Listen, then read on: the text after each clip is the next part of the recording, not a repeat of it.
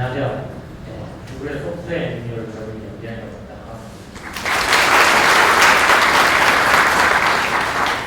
제가 코드 가독성이라는 걸 주제로 해서 발표를 하고 있는데요. 안타깝게도 지금 프레젠테이션이 굉장히 가독성이 떨어지는 형태로 되어 있어서 굉장히 아이러니컬한데요. 제가 구글에서 일을 하고 있잖아요. 제가 구글 슬라이드로 만들었는데 마지막에 전환을 하니까 이렇게 폰트가 바뀌더라고요. 이거 좀 고쳐야 되는데 할 일이 되게 많았습니다. 그래서 오늘 원래 이제 준비는 가독성과 리팩토링으로 준비를 하려고 했었는데 이게 너무 다루는 범위가 넓고 그다음에 그렇다고 해서 가독성을 굉장히 짧은 시간에 빨리빨리 넘어가면 그냥 잔소리하는 거 이상의 내용이 되게 어렵잖아요. 그래서 가독성만 좀 집중을 해서 좀 보려고 합니다.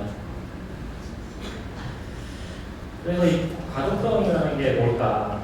일단 내 코드가 동작을 하지 않건 동작을 하건 간에 왜 그런지를 바로 알 수가 있어야 되겠죠. 잘 모르겠다라고 하면은 가독성이 없다라는 얘기가 되는 거거든요. 그래서 가독성이 왜 중요한가라고 하면 이미 여러 번 들어보셨을 거예요. 프로그램은 작성하는 것보다 더 자주 읽힌다, 늘 이해하기 쉬워야 된다, 남을 생각하지 않고 나를 생각하더라도 나도 마찬가지로 독자가 될 수 있다, 잔소리잖아요. 근데 이제 사람들은 굉장히 이기적인 동물이에요. 그래서 이제 어떤 이타적인 어떤 이유로 남들이 보기 쉽게 깔끔하게 정리하자 이런 식으로는 잘 안 될 수가 있어요. 그래서 이기적인 계산적인 사람의 입장에서도 가독성은 왜 중요할 수 있는가 한번 짚어보려고요. 그래서 첫 번째 이유는 뭐냐? 프로페셔널리즘. 그래서 가독성이 떨어지는 코드는 쉽게 말해서 아마추어 같죠. 그러니까 뭐 초보자의 코드다. 이 초보자는 프로그래밍에 대해서 많이 모르니까 코드도 쉬울 것이다. 아니면 이 사람은 잘하는 사람이니까 복잡하고 어려운 기법과 기교들을 많이 써서 코드 읽기가 어려울 것이다. 이렇게 생각을 할 수가 있는데 실제로는 그렇지가 않고 초보자의 코드가 더 읽기 힘든 경우가 많죠. 그리고 초보 운전이 어떤가. 이 사람이 어디로 움직일지 예측하기 굉장히 어렵죠. 갑자기 핸들을 꺾잖아요. 그러면 깜짝깜짝 놀라잖아요. 그러니까 주의하라고 초보 운전 붙이잖아요. 그렇게 되고 두 번째는 이제 가독성이 높은 코드가 있으면 굉장히 큰 기쁨을 주는 거죠. 코드 딱 봤을 때 한눈에 들어오면 굉장히 만족도가 있어요. 이게. 그리고 성장과 기회의 필수 조건. 그러니까 내가 클 수 있는 어떤 그런 필수 조건이 돼요. 코드가 읽기 쉬워야 남들이 무엇을 써준다. 여기에 뭐가 들어갈까 하면 남들이 내 코드를 써준다. 이렇게 생각을 하실 수도 있잖아요. 그것도 맞는 얘기고 또 하나는 코드가 읽기 쉬워야 남들이 나를 써줍니다. 그러니까 무슨 얘기냐면 만약에 내가 코딩 면접을 보러 갔는데 가독성이 떨어지고 있다. 그러면 이 사람 뽑으면 안 되겠네. 이런 생각이 별로 들 거라는 거죠. 저도 마찬가지입니다. 저도 이 사람이 왜 변수 이름을 이렇게 짓지? 왜 이렇게 쓰지? 라고 하는 것을 당연히 반영을 해서 인터뷰 결과에 피드백을 쓸 때 다 쓰게 되고요. 그리고 코드가 읽기 쉬워야 개선점을 찾을 수 있다. 이제 내가 개선점을 찾을 수가 있다도 말이 되지만 남이 개선점을 찾을 수도 있다. 또 말이 되는 거죠. 그러니까 다른 사람들이 내 코드를 읽고 나서 나에게 쫓아와서 야 이거 이렇게 고치면 좋을 것 같은데 거기서 나는 이런 방법도 있구나 라는 걸 배울 수 있고 성장할 수 있어요. 근데 만약에 그런 게 없다. 그러면 그걸 알 수가 없는 거예요. 그래서 아무도 나한테 조언을 안 해주는 거예요. 왜? 저 사람이 짱 뽑으면 보니까 이제 정신이 혼미해 되는 거예요. 그러면 누가 그걸 이해하고 개선을 해주겠어요. 그렇죠? 그러니까 이게 내가 성장하는 데 굉장히 큰 도움이 된다는 거예요. 그래서 이제 가독성이 뛰어난 코드를 작성하면 이제 정리를 해보면 프로처럼 보이게 한다. 사실은 그게 프로죠. 큰 기쁨을 준다. 그리고 또 성장할 수 있게 해준다. 또 어떻게 보면 가독성만 이게 코드를 잘 짜면 나머지 다 따라오는 거예요. 훌륭한 프로그래머가 될 수 있는 거예요. 과정하면. 그리고 이제 반대로 한번 볼까? 가독성을 버리면 어떻게 될까? 아마추어를 벗어나지 못하겠죠. 그리고 코딩이 재미가 없어지죠. 그리고 재미가 없어지면 이직을 하고 싶어진단 말이에요. 그렇잖아요. 이제 아까 전에 정개발님 발표하신 것 중에서 연봉과 급여가 굉장히 중요하지만 다른 요소들도 있습니다. 그런데 한 가지 요소가 이해될 수가 있죠. 내가 일하는 회사의 코드가 이해가 안 돼요. 이거 고치려고 해도 도저히 손을 댈 수가 없어요. 그런 경험 있으세요? 네, 그러면 이게 근데 나는 뭔가 해야 돼요. 이걸 고쳐가지고 기한은 있고 그러면 이직하고 싶어지잖아요. 그러니까 가독성 버리면 이런 문제가 생겨요. 그리고 성장 없이 지체가 되죠. 그러니까 가독성이 대세가 왜 대세냐? 프로그래밍 기법이 발전된 게 좀 복잡도를 줄이기 위한 거예요. 처음에 이제 뭐 어셈블리로 짠다든지 아니면 고층문이 이렇게 남발하고 과거에 우리 선배들 리얼 프로그래머라고 했잖아요. 아주 현란한 기술들을 쓰던 그 시절에 비해서 지금 이런 제어 구조, 서브루틴, 클래스, 패키지 구조와 백태지와 함수랑 이게 쭉 되면서 이게 다 복잡도를 줄이기 위한 게 되거든요. 그 복잡도가 줄어들면 더 복잡한 코드를 짤 수가 있는 거예요. 사람이 해결할 수 있는 건 한계가 있습니다. 그래서 그렇기 때문에 우리는 평생에 걸쳐서 가독성을 하나씩 수련을 보였잖아요. 뭐 이제 좀 말이 되는 것 같나요? 좋습니다. 오퍼닝. 그럼 이제 수련을 한번 시작을 해보죠. 그럼 목표가 뭐냐? 코드를 읽는 사람이 코드를 이해하는 데 드는 시간과 노력을 최소화하는 게 목표다.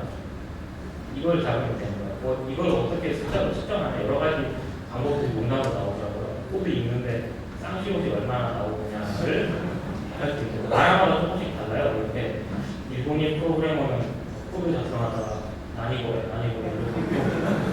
이렇게 러시아인은 말을 안 하는데 뭔가 이렇게 슬픈 걸 이렇게 말하고 있어요. 그럼 이제 가독성이 떨어지는구나 알 수 있는 거죠. 어쨌든 그런 거를 이제 최소화하는 게 목표라고 했어요. 이제 눈에 보이는 것이 소중한 것들 눈에 보이지 않는 것들이야. 어미왕사가 얘기했는데 이제 눈에 보이는 것도 소중하단가.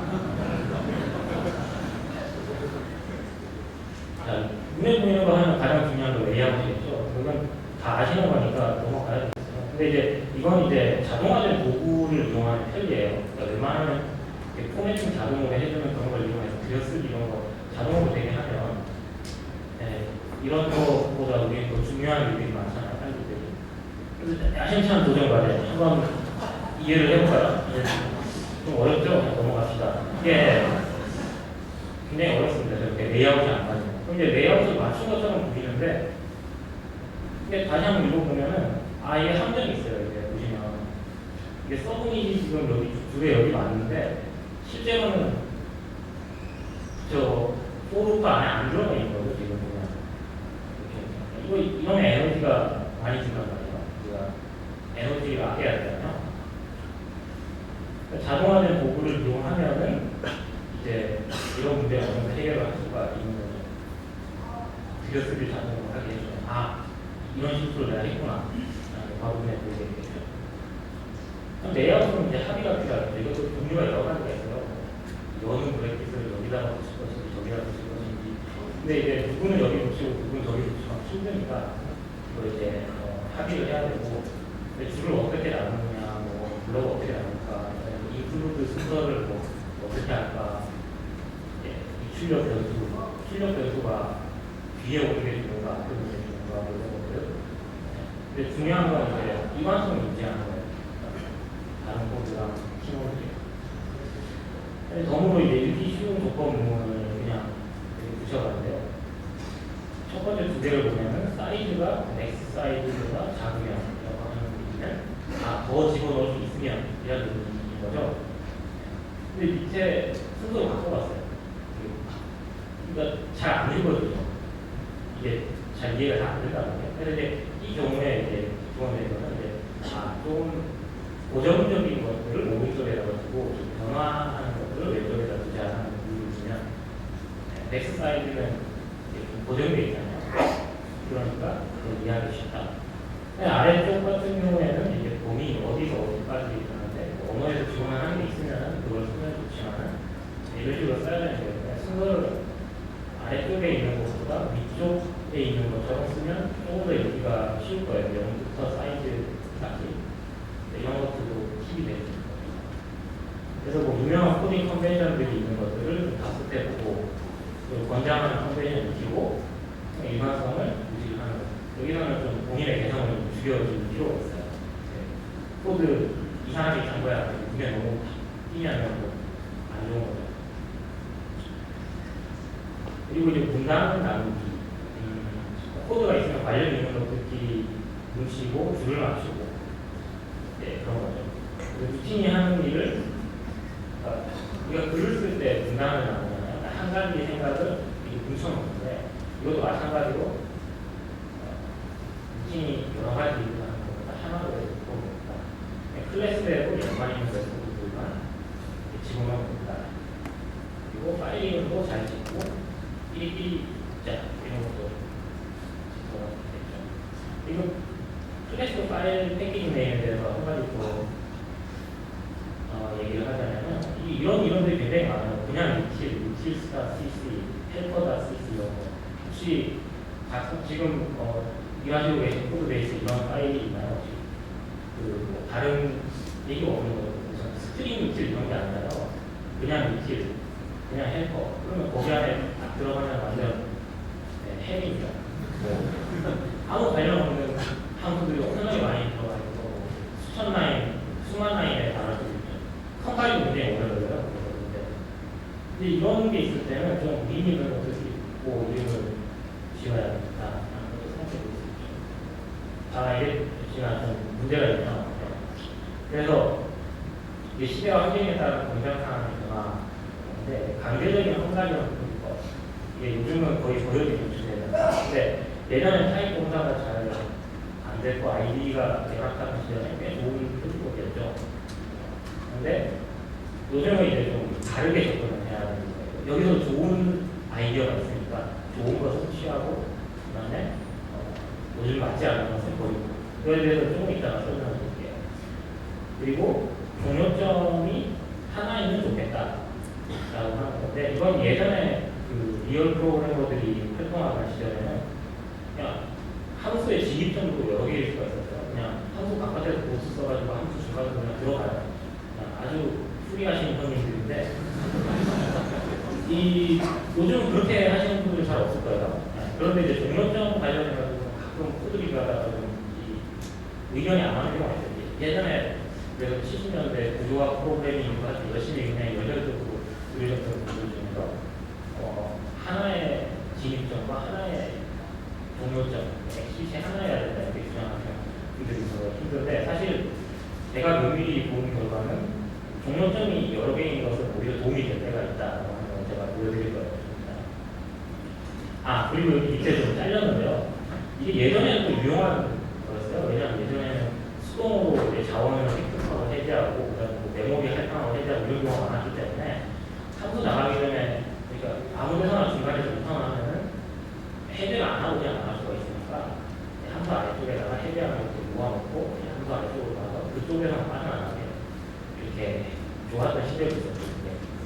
근데 요즘은 이제 뭐 트라이 파이널리 이런 것도 있고, 뭐 아니면 뭐 디퍼라든지 뭐 여러 가지 그런 아니면 스코프를 활용하면 자동으로 디스트럭터가 들리는 그런 것들이 있기 때문에 그걸 활용하면 굳이 중요한 건 아니다. 셀프 도큐멘팅이라고 하는데, 이게 어떤 유명한 광고 카피죠. 말하지 않고 한다. 굳이 코멘트를 무조건 달 필요가 없이 코드만 보고 셀프 도큐멘팅이 돼야 되는 거죠. 그래도 중요한 건 뭐냐면, 말하지 않는다고 다 아는 게 아니라 적당히 위치를 줘야 돼요. 그렇죠. 뭐 다 알아차릴 수 있어요. 내가 왜 뭐 지금 기분이 이런지 못 맞추잖아요. 다들 적당히 위치를 줘야 되는 거죠. 그래서 이제 코드를 보면은 특히 이제 처음 프로그래밍을 배운 사람은 코드를 보면 지나치게 주석이 많은 경우가 있죠. i에다가 1을 넣는다. 신기하죠. 근데 이제 그런 주석들은 별로 중요하지가 않았죠. 중요한 주석. 상세하게 쓰라고 이제 배우니까 상세하게 쓰는 거예요. 근데 오히려 가능성이 떨어져요. 그리고 일부러 이해가 그러니까 의도를 알기 어려운 거가 있어요. 그래서 스킵 퍼스트로라고 이렇게 써놨어요. 이제 첫 번째 줄을 건너뛴다. 근데 코드를 보면 첫 번째 줄을 건너뛰는 건 알겠어요. 근데 왜 건너뛰는지 모르겠는 거죠.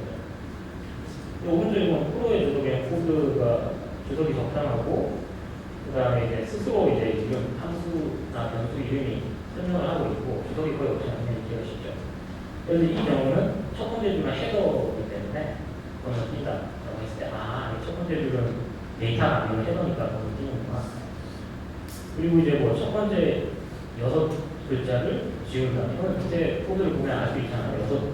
6글자를 지운다. 그런데 왜 6글자를 지우는지는 설명이 없는 거죠.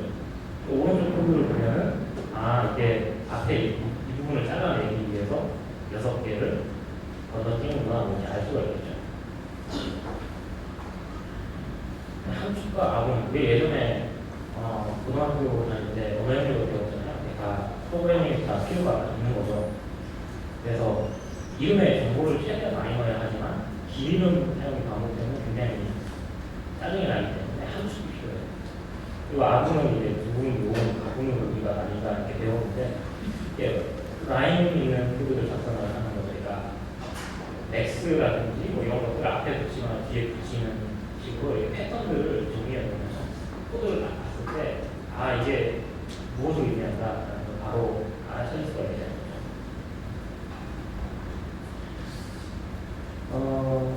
그렇죠. 이 프로그래머는 국어 실력도 좋아야 된다. 어떻게 함축을 하느냐. 그래가지고 이거 제가 코드 유출을 하는 게 아닌지 모르겠는데 분명히 어딘가에 구글 소스 코드 중에 저런 게 있을 거예요. get results가 어딘가 있을 거예요. 분명히. 근데 이게 사실 웹 검색하는 회사잖아요. 그러니까 웹 검색 결과들을 리턴을 하는 함수인데 이게 나중에는 웹만 오는 게 아니라 비디오 보고, 이미지 보고, 뭐 블로그 보고, 뉴스 보고 이러니까 그냥 결과를 리턴하는 이렇게 만들어놨을 거예요. 근데 get results라고 하면 대체 이게 정확하게 알 수 있는 정보가 별로 없어요. results가 나오면 알겠는데 이게 예를 들어서 그냥 결과를 뭐 백엔드로부터 가져오는 건지, 그러니까 내가 막 호출해도 되는 건지, 아니면 좀 비싼 건지, 아니면 원래 있는 정보에서 결과만 이렇게 추출해내가지고 리턴하는 건지, 아니면 생성하는 건지, 아니면 뭐 점수를 계산을 해가지고 돌려줘야 되는 건지 모르잖아요. 걔 대신에 이런 글자를 쓰면 함축성이 더 뛰어나요. 같은 한 단어 일지라도 의미하는 게 많아져요. 근데 파라미터가 있었어요. 알고 보니까. get results 파라미터가 있어서 이게 2.5점 이상이 결과들만 리턴을 하는 거를 만들었어요. get results. 그러니까 이게 안 되겠다. loop over results and return only those that score higher than 이렇게 쓰면은 뭐 무슨 의미인지는 알 수 있겠지만 굉장히 어려워요. 예전에 제가 삼국지를 어릴 때 읽었는데 그게 어느 상호인지 잘 모르겠어요. 근데 그 유비가 삼고초려를 하거든요. 유비가 삼고초려를 하러 어디 가는데 선생님이 안 계신 거예요. 제가 보는 선생님이. 그래서 그 하인 어린애가 나와가지고 선생님 안 계십니다. 누가 왔다고 전해드릴까요? 그러고 하니까 유비가 나는 중상정황의 몇 대 성자 황수지야 예주목이고 좌장군이 유비다라고 하니까 하인이 그거 못 외우겠다고 누가 왔다고 얘기를 못하겠다고 그냥 유비가 왔다고 그럴까요? 그러니까 유비가 왔다고 그러면 그냥 동네에 그냥 있는 아무 유비나 별로 안 중요한 유비가 왔다고 할 수 있으니까 내가 고민이다 그냥 유비라고 하면 그러면 그 쭉 나열하신 것 중에 제일 중요한 게 뭔가요? 그럼 좌장군 유비가 왔다고 알려라. 그게 이제 그 어린 하인과 유비의 코드 리뷰 과정이거든요. 그러니까 이제 처음에 이제 이렇게 쭉 했을 때 이름이 너무 길다. 그러니까 좀 줄여라. 너무 줄이면 또 이거 헷갈릴 수 있지 않겠느냐. 그래서 이제 아주 생산되는 그런 거죠. 그래서 이게 그렇지 룩 오버 이게 사실은 필터링을 하는 거잖아요. 그렇죠? 그래서 좋아 필터를 하는 거야. 그래서 민스코어 2.5로 필터를 하는 거야. 근데 필터가 또 헷갈려요. 2.5점 이상을 필터한다고 하면 2.5점 이상만 남기는 건지 2.5점 이상만 버리는 건지 헷갈린다고 해요. 쓸 수 있는 방법이 select를 쓰든지 exclude를 쓰면 되는 거예요. 2.5점 이상만 취한다. 2.5점 이상은 버린다. 그렇죠. 아, 이거 굳이 이렇게 길게 안 써도 금방 이해가 될 것 같아요. 그다음에 이제 매개 변수 이름을 잘 짓자. 만약에 뭐 얼러블 이런 걸 이제 데코레이션 할 수 있으면 좋겠지만 그런 게 없는데 좀 헷갈릴 것 같으면 이름 뒤에 그냥 or 너를 붙일 수가 있어요. 그래서 이제 넘어오는 파라미터에 or 너이 있으면 아 너리 넘어가도 되는구나. 아니면 함수 이름에 or 너리 붙어 있으면 아 없으면 너를 구성하는구나. 이런 것들을 이제 눈으로 보고 알 수가 있죠. 문자의 경우 or empty 도움이 될 수가 있어요. 아 없으면 empty 스트링을 보내주거나 아니면 empty가 넘어올 수도 있습니다. 라고 하는 거를 이름으로 나타납니다. 근데 시간만이 세컨드, 밀리세컨드 이런 거 붙어 있으면 좋죠. 굉장히 많은 경우 이런 게 있을 거예요. 타임 스탬프 이런 게 있어요. 아니면 뭐 이벤트 타임 뭐 이런 게 있는데 이게 대체 단위가 뭔지 모르겠는 거예요. 그럼 굉장히 답답하고 짜증나는데 붙여주면 되게 편해요. 그리고 네, 홈트 사이즈도 뭐 이런 거. 그러면 변환하는 코드가 한눈에 들어오죠. 이것들은 피셋으로 그다음에 변수 이름을 지어주자. 아까 전에 그 라이브 코딩 그 리액트 할 때 이 패턴을 이용하고 잘 하시는 것 같아요. 콜렉스트라고 하는 변수를 정의를 했었죠. 콜렉스트라고 하는 변수를 불리언 변수 정의를 해서 이렇게 쓰면은 아, 이 조건을 그냥 놔야 될 때보다 이 조건이 무엇을 의미하는지 알 수가 있고 그럼 이 주석 하나가 필요가 없어지는 거예요. 그리고 이제 이런 코드들이 있어요. 과정 설명하는 뒤에 코드.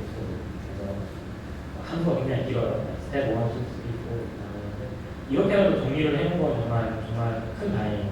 이렇게만 돼 있어도 정말 감사한데 여기서 이제 만약에 그냥 한숨 나눌 수도 있어요. 이런 식으로.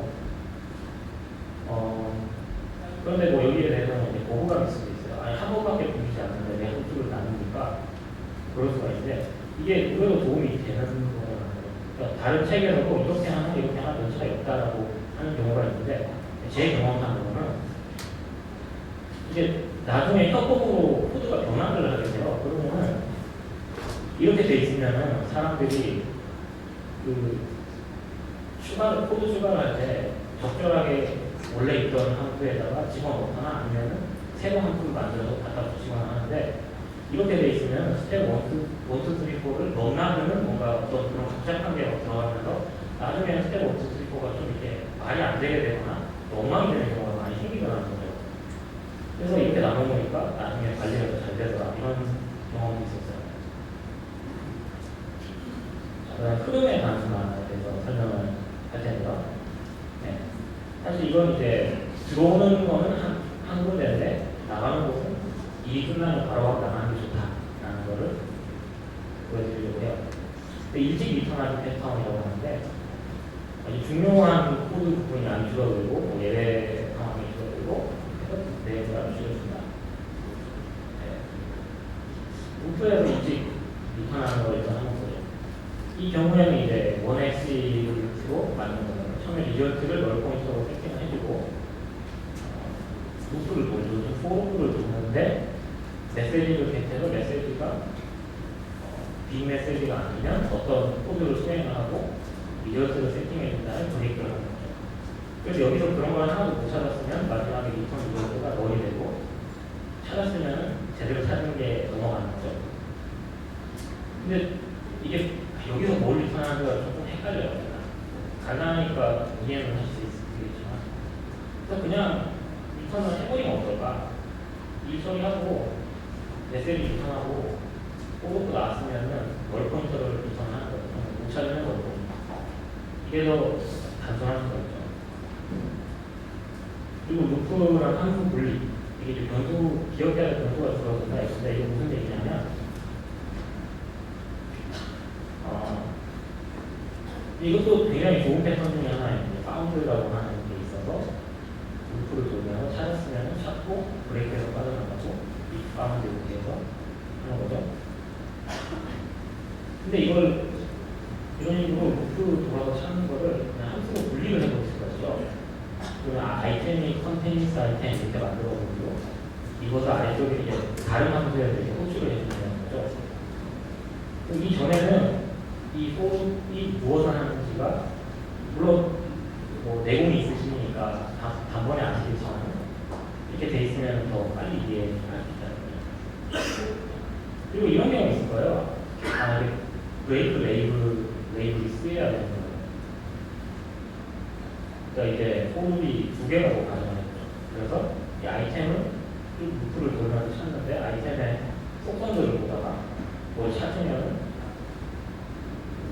바깥으로 빠져나가는 게 뭐 브레이크 아웃터일 수도 있고 그냥 한꺼번에 두 개를 빠져나가야 되거든요. 내가 이게 코드 1번이라고 되어 있는 부분이 여기 아래쪽에 들어갈 수도 있고 아니면 위쪽에 들어갈 수도 있어요. 그러니까 찾았을 때 뭔가를 하는 코드가 보통은 위쪽에 들어가 있는 경우가 많겠죠. 근데 어느 경우나 마찬가지로 복잡해요. 그거는 네, 이게 좀 주의 흐트러졌는데 이런 경우라면 찾았을 때 바로 우선 수거해버리면 되는 거잖아요. 못 찾았을 때는 나가서 그러니까 레이블을 만들 필요도 없고 오투를 쓸 수도 없고 뭐 당연한 거지만 당연한 기본이 간과되는 경우가 있으니까 그거였습니다. 예외 상황을 쳐내 미리 예외 상황을 쳐내는 게 좋겠다. 근데 예외 상황들을 다 안고 이렇게 코드가 내려가면 신나게 일찍 쳐내면은 간단해지는 경우가 있어요. 이 경우에 어떤 컨디션이 만들게 되면 안쪽에 들어가서 어떻게 하고 네 이거보다는 컨디션이 만족하지 않으면 월 컨셉을 우선 해보려고 그리고 그 다음부터는 이 컨디션이 만족됐다고 생각을 하고 아래쪽에 코드를 작성하는 이유가 되니까 마음이 편해져요. 그래서 이 부분이 이제 초기 조건 검사 부분이 되는 거예요. 좀 빨리 넘어갑니다. 좀 읽어보실 시간이 필요하신다면 일단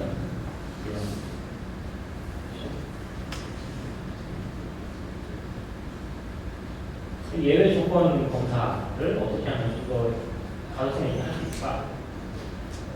누구나 그렇잖아요. 조건 없이 묵시로 따지지도 않고. 근데 저는 좀 묻고 따지고 하고 싶어서. 근데 보면 디자인 바이 컨트랙트라고 하는 게 있잖아요. 추상 자료에다가 이걸 프리 컨디션, 인베리언트, 포스트 컨디션 해서 뭐 이런 언어들에서 지원을 하는데 지원하지 않는 경우도 뭐 어설트로 지원하는 경우가 많죠. 근데 실제로 이걸 적용을 해보려고 하면은 몇 가지 문제가 될 수가 있어요.